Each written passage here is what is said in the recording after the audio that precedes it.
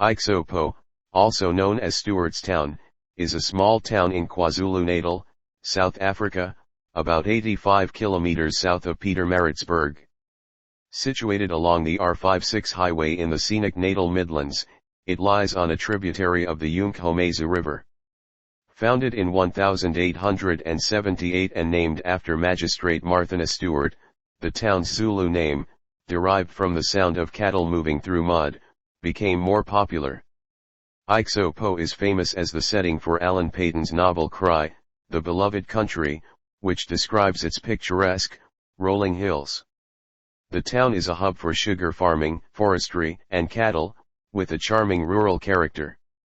Its diverse landscape, ranging from 400 m to 1800 m in elevation, offers hiking trails, waterfalls along the Mzimkhulu and Mkhomazi rivers, and rare blue swallow nesting sites.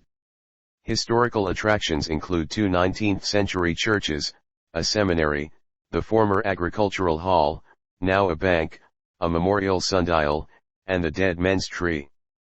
The Buddhist Retreat Center, a global meditation destination, and a floodlit cross on Metal Hill enhance its spiritual appeal. The C.J. Rhodes 1870 National Heritage Site, linked to Cecil John Rhodes' brief cotton farming in the area, adds historical significance. Ixopo serves as the administrative center of the Ubuhlebezwe Local Municipality and the Harry Gwala District, strategically located at the intersection of routes to Pietermaritzburg, the Drakensberg, the Eastern Cape, and the South Coast. It's a peaceful retreat with craft outlets, restaurants, and pubs, ideal for those seeking a quiet escape. Notable figures like Chief Justice Raymond Zondo were born here.